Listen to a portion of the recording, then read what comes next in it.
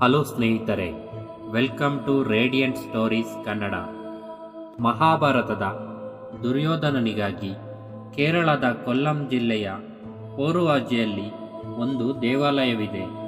ಇಲ್ಲಿ ದುರ್ಯೋಧನ ದೇವರು ಎನ್ನುವುದು ಒಂದು ವೈಶಿಷ್ಟ್ಯವಾದರೆ, ದೇವರ ಹೆಸರಿನಲ್ಲಿ ಭೂಕಂದಾಯ ಪಾವತಿಯಾಗುವುದು ಮತ್ತೊಂದು ವೈಶಿಷ್ಟ್ಯತೆ. ಭೂಕಂದಾಯ ವ್ಯವಸ್ಥೆ ಜಾರಿಯಾದಾಗಿಂದಲೂ ಈ ದೇವಾಲಯ ಈ ಪದ್ಧತಿಯನ್ನು ನಡೆಸಿಕೊಂಡು ಬಂದಿದೆ. ದುರ್ಯೋಧನನ ಹೆಸರಿನಲ್ಲಿ ತೆರಿಗೆ ಪಾವತಿಯು ಸ್ಥಳೀಯ ಸಮುದಾಯವು ತಮ್ಮ ದೇವತೆಯೊಂದಿಗೆ ಹೊಂದಿರುವ ಆಳವಾದ ಭಾವನಾತ್ಮಕ ಬಂಧವನ್ನು ಪ್ರತಿಬಿಂಬಿಸುತ್ತದೆ. ದೇವಾಲಯದಲ್ಲಿ ದುರ್ಯೋಧನನನ್ನು ದೇವರು ಅಥವಾ ಭಗವಂತ ಎಂದು ಉಲ್ಲೇಖಿಸುವುದಿಲ್ಲ, ಆದರೆ ಪ್ರೀತಿಯಿಂದ ಅಜ್ಜ ಎಂದು ಕರೆಯುತ್ತಾರೆ. ಅದಕ್ಕಾಗಿಯೇ ಅವರ ಹೆಸರಿನಲ್ಲಿ ಐತಿಹಾಸಿಕವಾಗಿ ತೆರಿಗೆ ಕಟ್ಟಲಾಗುತ್ತದೆ.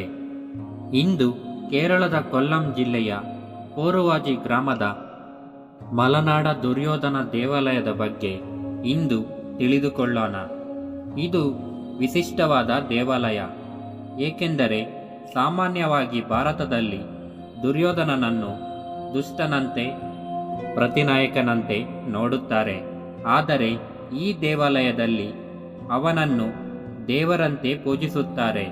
ಮತ್ತು ಈ ದೇವಾಲಯದ ಹಿಂದೆ ಒಂದು ಅತ್ಯಂತ ಮನೋಹರವಾದ ದೈವಿಕ ಕಥೆಯಿದೆ.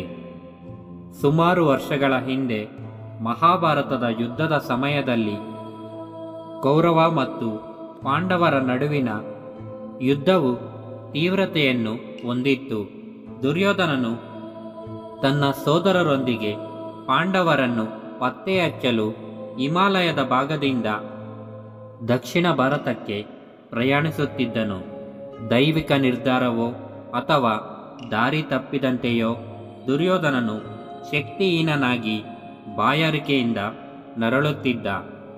ಕೇರಳದ ವೃತ್ತಗತಿಯಾದ ಭಾಗಕ್ಕೆ ತಲುಪುತ್ತಾನೆ. ಅವನ ಬಾಯಾರಿಕೆಯನ್ನು ತಣಿಸಲು ದುರ್ಯೋಧನನು ಒಂದು ಹೀನಜಾತಿಯ ಕುಟುಂಬದ ಮನೆ ತಲುಪುತ್ತಾನೆ. ಆ ಕುಟುಂಬದ ಜನರು ತಮ್ಮ ಬಡತನದ ನಡುವೆಯೂ ದುರ್ಯೋಧನನಿಗೆ ಆತಿಥ್ಯವನ್ನು ನೀಡುತ್ತಾರೆ.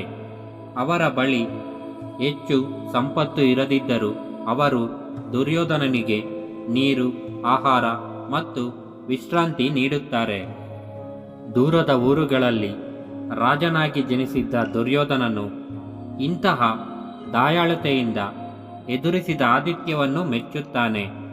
ಅವರ ಆತಿಥ್ಯದ ಪ್ರತಿಯಾಗಿ ದುರ್ಯೋಧನನು ಹೃದಯದಿಂದ ಧನ್ಯತೆಯನ್ನು ವ್ಯಕ್ತಪಡಿಸುತ್ತಾನೆ. ಅವರು ನೀಡಿದ ಕೃತಜ್ಞತೆಗೆ ಪ್ರತಿಯಾಗಿ ದುರ್ಯೋಧನನು ಅವರಿಗೆ ಭೂಮಿಯನ್ನು ದಾನವಾಗಿ ನೀಡುತ್ತಾನೆ. ಭೂಮಿಯ ದಾನವು ಸಣ್ಣ ಕಾಡಿನ ಪ್ರದೇಶವಲ್ಲ, ಬೃಹತ್ ಭೂಮಿಯನ್ನು ದಾನವಾಗಿ ನೀಡುತ್ತಾನೆ. ಈ ಭೂಮಿಯು ಅವರ ಜೀವನವನ್ನು ಸುಧಾರಿಸಲು ಸಹಕಾರಿಯಾಗಿದೆ. ಭೂಮಿ ದಾನದ ಮೂಲಕ ಜನರು ತಮ್ಮ ಜೀವನವನ್ನು ಸುಧಾರಿಸುತ್ತಾರೆ.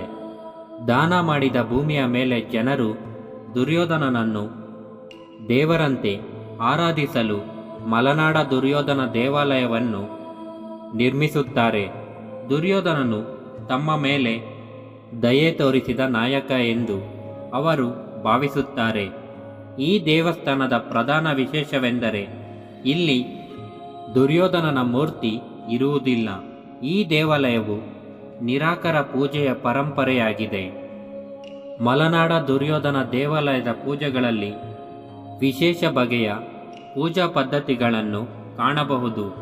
ಇಲ್ಲಿ ದುರ್ಯೋಧನನಿಗೆ ತಾಡಿ ಮತ್ತು ಮಾಂಸವನ್ನು ಅರ್ಪಿಸುತ್ತಾರೆ.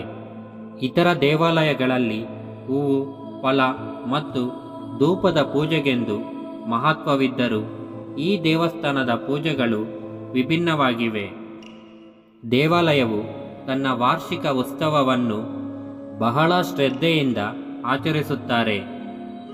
ಈ ಹಬ್ಬವು ಪ್ರತಿ ವರ್ಷ ಮಾರ್ಚ್ ತಿಂಗಳಲ್ಲಿ ನಡೆಯುತ್ತದೆ. ಉತ್ಸವದಲ್ಲಿ ಆನೆಗಳ ಆಕರ್ಷಕ ಅಲಂಕಾರ ಮತ್ತು ಸಾಂಪ್ರದಾಯಿಕ ಕಲೆಗಳ ಪ್ರದರ್ಶನವನ್ನು ಕಾಣಬಹುದು. ದುರ್ಯೋಧನನನ್ನು ದುಷ್ಟನಂತೆ ನೋಡಿದರೂ ಈ ಗ್ರಾಮದಲ್ಲಿ ಅವನನ್ನು ದಾನಶೀಲ ಧೈರ್ಯಶಾಲಿ ನಾಯಕನಂತೆ ಪೂಜಿಸುತ್ತಾರೆ. ಈ ಕಥೆಯಿಂದ ನಾವು ಕಳೆಯುವ ಪಾಠವೇನೆಂದರೆ, ಪ್ರತಿ ವ್ಯಕ್ತಿಯು ವಿವಿಧ ಸ್ಥಳಗಳಲ್ಲಿ ವಿಭಿನ್ನ ರೀತಿಯ ಗೌರವವನ್ನು ಪಡೆಯಬಹುದು. ಈ ವಿಡಿಯೋ ನಿಮಗೆ ಇಷ್ಟವಾಗಿದ್ದಲ್ಲಿ ಲೈಕ್ ಮಾಡಿ, ಶೇರ್ ಮಾಡಿ, ಕಾಮೆಂಟ್ ಮಾಡಿ, ಹಾಗೆ ಸಬ್ಸ್ಕ್ರೈಬ್ ಮಾಡಿ. ನಮ್ಮ ಮಹಾಭಾರತ ವಿಡಿಯೋಸ್ಗೋಸ್ಕರ ನಮ್ಮ ಚಾನಲ್ನ ಒನ್ ಟೈಮ್ ವಿಸಿಟ್ ಮಾಡಿ. Thanks for watching. Thank you.